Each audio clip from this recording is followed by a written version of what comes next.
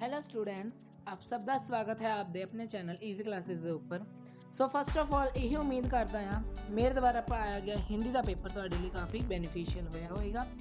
कुछ ना कुछ जरूर आया होगा उस पेपर तो यही उम्मीद करदा जो सारा पेपर सेम ना आया होए तो बेटा तुहानू भी पता कि टीचर जोड़ा तुहाडा है वो आप इस पेपर बनाते हैं तो जेडे क्वेश्चन सैंपल पेपर है की पता वो अपने हाथ नाल लिख के पेपर पाना है ना। सो इस करके जोड़ा है कई वेले दूजा पेपर आ जाता पर तुहाडे टीचर भी उही पेपर पाउंदे आ जेडे क्वेश्चन असीं कराने आ, ठीक है, क्योंकि उन्हें क्या क्वेश्चन आंसर ही होने आ ते क्वेश्चन आंसर ही असीं तुहानू कराईदे आ ते उहदे विच ही पेपर आ जांदा है ना। तो ईजी क्लासेस तुहानू बहुत ही ईजी तरीके नाल सारा पेपर करवाएगी। सबसक्राइब कर देना चैनल नू जेकर विजिट कर रहे हो फर्स्ट टाइम। जेडे साडे चैनल ते रेगूलर विजिट करते हैं उन्होंने पता है कि साडी वीडियोज़ बेनीफिशियल सच्ची कितनी ज़्यादा होंदी है, ठीक है। सो क्लास 9 मार्च 2026 का जो मैथमेटिक्स है इंग्लिश माध्यम पेपर करन जा रहे हैं बेटा आज दिस वीडियो से वेरी इंपॉर्टेंट है, सारा देख के जाना, सारे कंसैप्ट क्लीयर हो जाएंगे, ठीक है। तो नंबर 2 गल हो सके मैं यदि पार्ट 1 पार्ट 2 करके 2 वीडियो बना दूंगा ताकि एक दे विच असीं सैक्शन ए कर लीए तो बाकी दे विच सैक्शन बी ते सी कर लीए तां जो वीडियो ज़्यादा लंबी भी ना बने तो पार्ट 1 पार्ट 2 ते करके तुहानू भी सौखी लगे। करते हैं अज इस वीडियो में बिना किसी देरी के शुरू। चलो जी सैक्शन ए तो पढ़ते हैं क्वेश्चनों करते हैं आंसर। चलो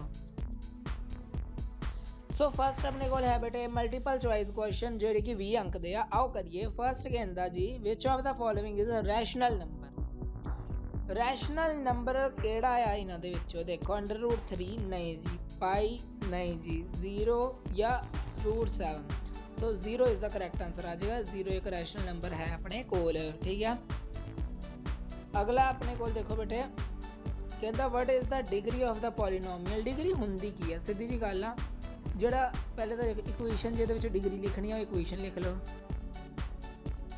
ठीक हुण की करो इस इक्वेशन दे विच जिहड़ी अपनी सब तो ज़्यादा पावर हुंदी जिदा ए दी पावर 3 है, ए the power 2, A the power कुछ नहीं है तो 1 तो जे दी सब तो मैक्सिमम पावर हुंदी ना बटे जिदा ए दी 3 आ तो उही उहदी डिग्री हुंदी है। सो एदी कितनी आ जानी सी 3। So option number C. अगला point -3 and 4 lie in which quadrant. So देखो इस प्रकार अपने को होंदा आ प्लस प्लस माइनस प्लस तो इत्थे भी सेम यही चीज़ है, पहला एक्स माइनस का दूजा प्लस का है। सो ये किहड़ा क्वाड्रेंट है, ये है दूजा क्वाड्रेंट सैकेंड क्वाड्रेंट। तो एक गल होर सुन लो ये दोनों प्लस प्लस ये माइनस प्लस ये माइनस माइनस तो ये प्लस माइनस, ये तुसीं याद रखना है, ठीक है। हुण असीं करते हैं अगला क्वेश्चन चौथा कहता बेटे how many solution does the equation y बराबर 3x + 5 है। ये कितनियां इक्वेशन हो सकती बेटे अपने को। सो देखो जी जे मैं y की जगह 2 भरदा, मान लो जो मैं 2 भरा या फिर y के रिस्पैक्ट के x की वैल्यू कड्डा या x के रिस्पैक्ट से y की वैल्यू कड्डा, समझाना है किवें करना। देखो पहले मैं इक्वेशन लिख दूँ y = 3x + 5 डन 5। हुण देखो बेटा की करांगे, मान लो मैं y का मुल पता करना जो x की है 0 आ तो मैं इतने 0 भर देना +5 सो y = 3।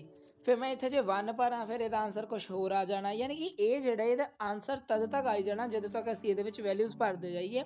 सो यदा मतलब यूनीक सोल्यूशन तो है नहीं, 2 सोल्यूशन भी नहीं है क्योंकि किन्ने सारे सोल्यूशन निकलते तो किन्ने सारिਆਂ ਨੂੰ ਆਪਾਂ ਕਹਿੰਦੇ ਆ इनफाइनाइटली मैनी सोल्यूशन, ठीक है। फिफ्थ क्वेश्चन बेटा a whole number is dash its own part so equal of its own part, ठीक है। अगला क्वेश्चन बेटे if an angle is its complement, जेकर कोई एंगल किसी का कॉम्पलीमेंट है तो उन्होंने मईयर की होगा। सिंपल जी गल है, कॉम्पलीमेंट का मतलब होंगे उन्होंने जोड़ करके कितना जो बेटा 90।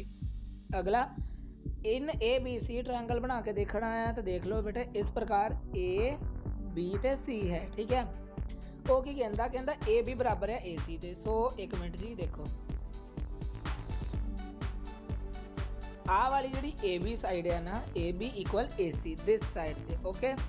तो आपां उन्हें ये पूछा कि इन्हां विचों लिखिया विचों किहड़ा सही है, देखते हैं बेटा कोई चक्कर नहीं, समझो चलना। दोबारा देखो इधर ट्रायंगल है ABC, AB बराबर है AC दे तो देखो कि एंगल B बराबर होगा एंगल A दे।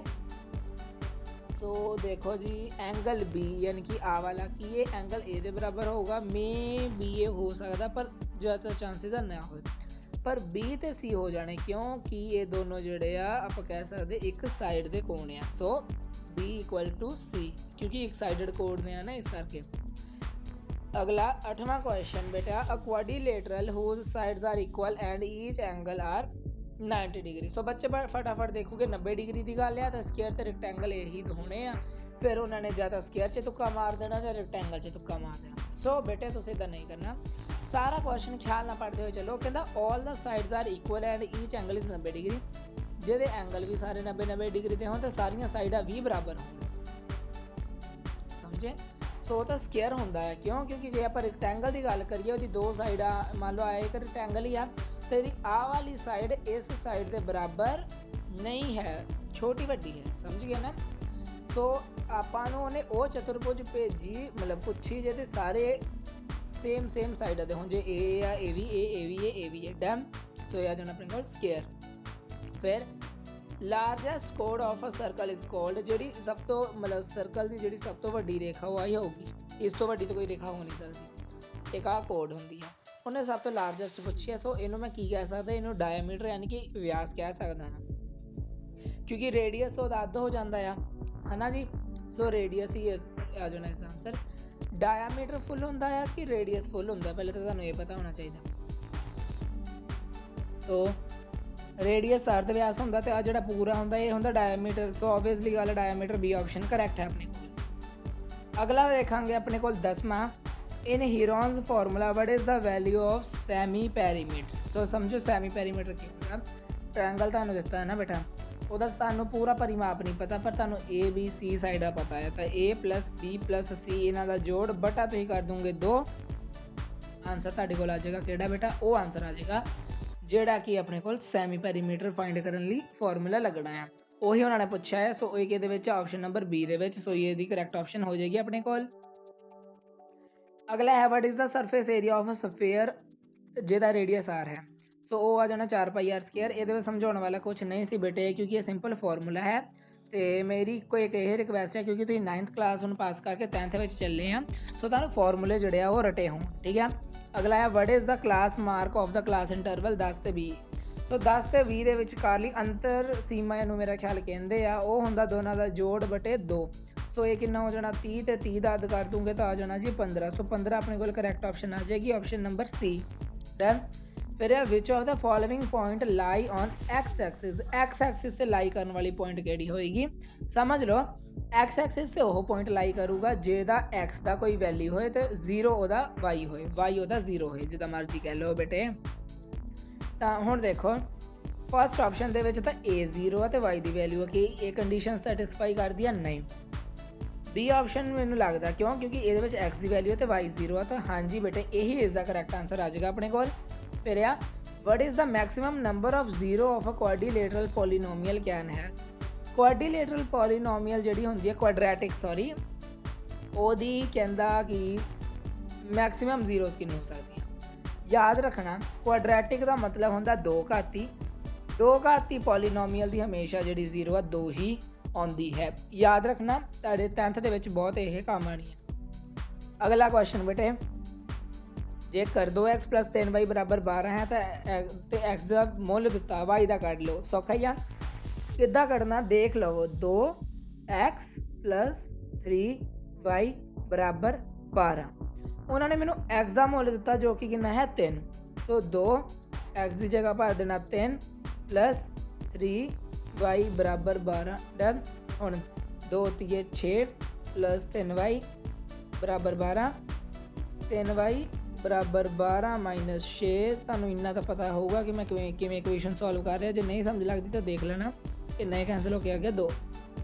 हुण मैं दोबारा एक बार दस देवां, मैं की कीता सिंपल वो वाली इक्वेशन तार ली, एक्स का मैनू मुल दिता सी 300, मैं मुल भरता तो 2 × 6 3y एज इट इज़ आ गया, 12 एज इट इज़ आ गया। हुण 6 प्लस का इनू जो मैं दूसरी साइड शिफ्ट करूँगा उन्हें -6 बन जाना सी, उही कीता 12 में 6 गए 6 आ गया। हुण 6 तो इधरले पासे 3 सीगा, 3 की 6 नाल कटिंग हो गई 2 के उत्ते, तो 2 अपने को y का मुल आ गया। ऑप्शन नंबर A अपने को इस क्वेश्चन लिए करैक्ट आ जाना सी 2, ठीक है।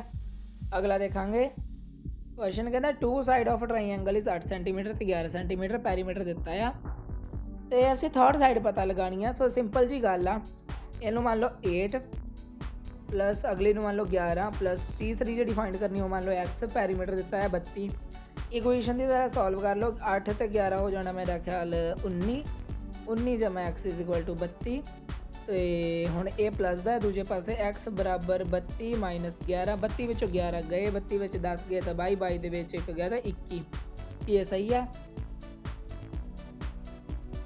तो 21 नहीं बेटा 13 आना सीगा 13 किवें आया एक बार दोबारा कैलकुलेशन देखो 8 प्लस 11 बराबर 32 तो इत्थे प्लस दे विच एक्स भी सीगा 8 तो यह बन गए 19 सो आप 11 घटाता बेटा असी जदकि कितना घटाना है इत्थे 32 आ 32 दे विच माइनस किया 19 फिर आंसर देखो कितना है 32 दे विच जो 10 गए तो आ गया 22 22 दे विच जे 10 जाते तो आ जाना सी 12 पर 9 गए तो आ जाना 13 सो एक्स का मुल 13 आ जाना सी अपने को ऑप्शन नंबर सी इत्थे करैक्ट सी ठीक है।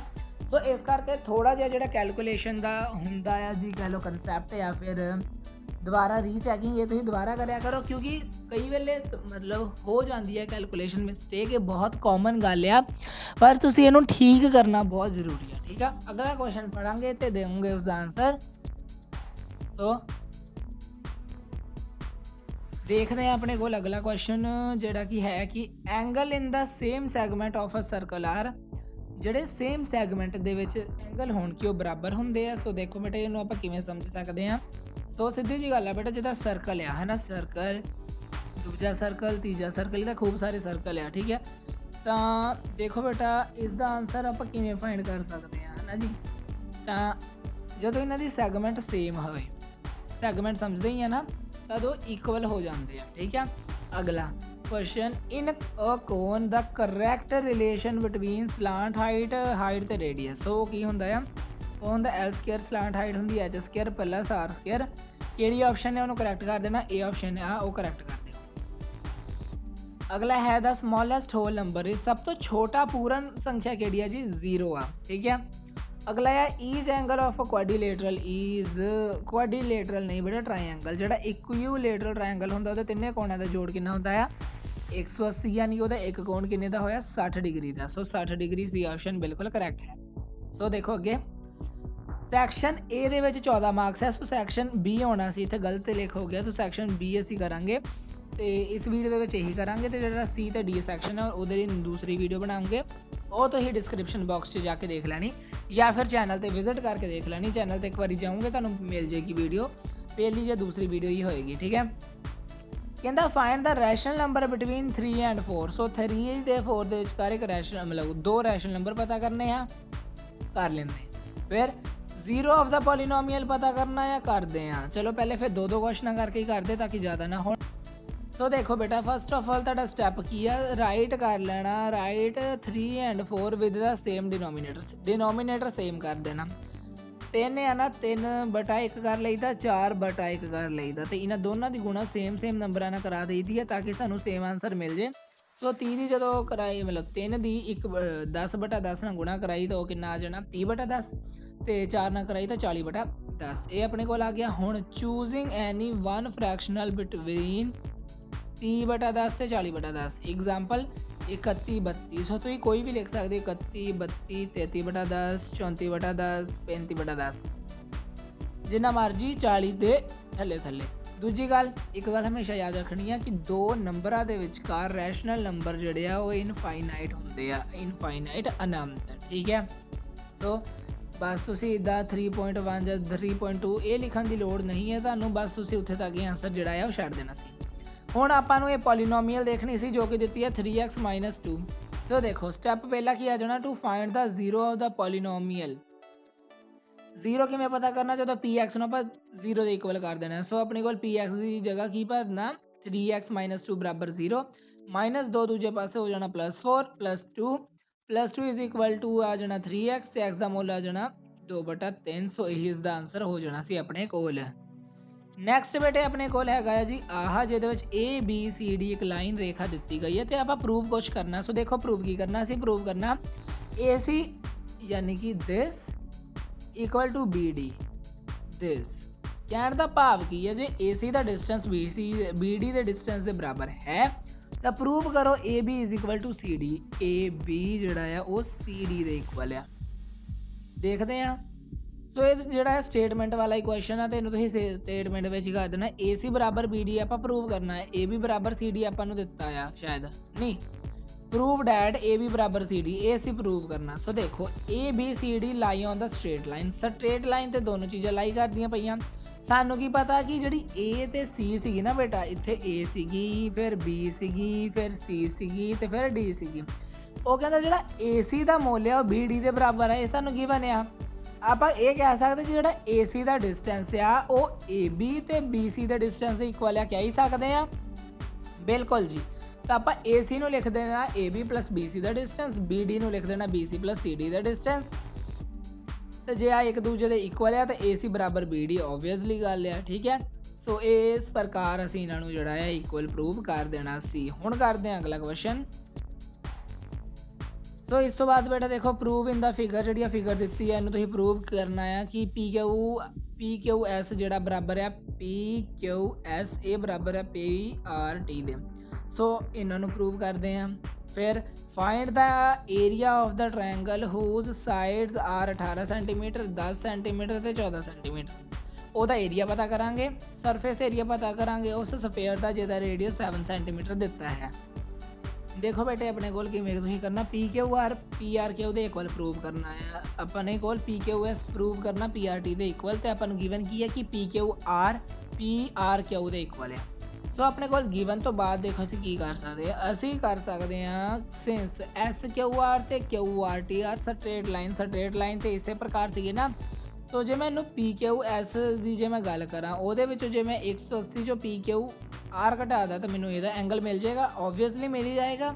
ਸੋ ਉਹੀ ਚੀਜ਼ ਆਪਾਂ ਕਰਨਾ ਆ ਪਰ PQR ਜਿਹੜਾ PRQ ਦੇ ਇਕੁਅਲ ਆ ਸੋ ਦੇਅਰਫੋਰ PQS ਜਿਹੜੀ ਆ PRT ਦੇ ਇਕੁਅਲ ਹੋ ਜਾਏਗੀ ਤੇ ਇਹੀ ਪ੍ਰੂਵ ਕਰਨਾ ਸੀ ਹੋ ਗਿਆ।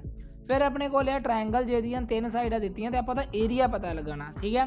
ਸੋ ਏਰੀਆ ਪਤਾ ਲਗਾਉਣ ਵਾਸਤੇ ਤੁਹਾਨੂੰ ਹੀਰੋ ਫਾਰਮੂਲਾ ਲੈਣਾ ਉਹਦੇ ਵਾਸਤੇ ਤੁਹਾਨੂੰ ਸੈਮੀ ਪੈਰੀਮੀਟਰ ਚਾਹੀਦਾ ਉਹ ਤੁਸੀਂ ਕੱਢਣਾ ਸੀ ਜਿਵੇਂ ਮੈਂ ਤੁਹਾਨੂੰ ਦੱਸਿਆ A plus B plus C/2 ਦੇ ਫਾਰਮੂਲੇ ਨਾ। ਸੋ ਉਹਦੀ ਤੇ ਉਹੀ ABC ਦੀ ਵੈਲਿਊ ਜਦੋਂ ਭਰੋਗੇ ਤਾਂ ਤੁਹਾਡੇ ਕੋਲ 21 ਆ ਜਾਣਾ ਆ ਕਰ ਕਰਕੇ ਡਿਵਾਈਡ। ਫਿਰ ਹੀਰੋ ਸੂਤਰ ਲਾਉਂਗੇ ਜਿਹਦੇ ਵਿੱਚ ਹੁੰਦਾ ਹੈ ਅੰਡਰ ਰੂਟ ਦੇ ਵਿੱਚ S S minus A S minus B S minus B। So S 21 21 21 21 A ਕਿੰਨਾ ਹੈ 18 B ਕਿੰਨਾ ਹੈ 10 ਤੇ A ਹੈਗਾ 14। ਸੋ ਇਹਨਾਂ ਨੂੰ ਕਰ ਕਰਕੇ ਤੁਹਾਡੇ ਕੋਲ ਜੋ ਆਣੀ ਰਕਮ ਉਹ ਆ ਜਾਣੀ 21 3 11 7 ਇਹਨਾਂ ਨੂੰ ਮਲਟੀਪਲਾਈ ਕਰ ਦੋ ਆ ਜਾਣਾ 4851 ਜਿਵੇਂ ਤੁਸੀਂ ਦੇਖ ਸਕਦੇ ਹੋ। ਤੇ ਇੱਥੇ ਹੀ ਆਨਸਰ ਛੱਡ ਦੇਣਾ ਸਭ ਤੋਂ ਬੈਸਟ ਆ ਕਿਉਂਕਿ ਅੰਡਰ ਰੂਟ ਦੇ ਵਿੱਚ ਕੱਢਣਾ ਤੁਹਾਡੇ ਲਈ ਥੋੜਾ ਜਿਹਾ ਟਫ ਆ। ਸੋ ਇੰਨਾ ਹੀ ਆਨਸਰ ਕਰ ਦੇਣਾ ਇੱਥੇ ਤੱਕ ਅੰਡਰ ਰੂਟ ਤੱਕ ਠੀਕ ਹੈ। ਹੁਣ ਕਰਦੇ ਆ next surface area of a sphere of radius 7 centimetre ਜਿਹਦਾ ਫਾਰਮੂਲਾ ਹੈ 4πr² ਠੀਕ ਹੈ। ਸੋ 4 ਦੀ ਜਗ੍ਹਾ 4 ਭਰ ਦੇਣਾ ਪਾਈ ਦੀ ਜਗ੍ਹਾ ਭਰ ਦੇਣਾ 22/7 r ਦਾ ਮੋਲ ਮੈਂ ਤੁਹਾਨੂੰ ਦੱਸਿਆ ਸੀ ਜਿਹਦਾ ਰੇਡੀਅਸ 7 ਦਿੱਤਾ ਤੇ 7 ਦੋ ਵਾਰ ਆ ਗਿਆ 7 ਨਾਲ 7 ਕੈਂਸਲ ਗੁਣਾ ਕਰਕੇ ਆ ਗਿਆ 616 ਸੈਂਟੀਮੀਟਰ ਦੀ ਸਕੁਅਰ। ਸੋ ਇਹ ਆਪਣੇ ਕੋਲ ਇਸ ਕੁਐਸਚਨ ਦਾ ਆਨਸਰ ਆ ਗਿਆ। ਸੋ ਬੇਟੇ ਇਸ ਵੀਡੀਓ ਨੂੰ ਕਾਫੀ ਲੰਬੀ ਹੋ ਗਈ ਆ 18 19 20 ਮਿੰਟਾਂ ਦੀ ਬਣ ਗਈ ਆ।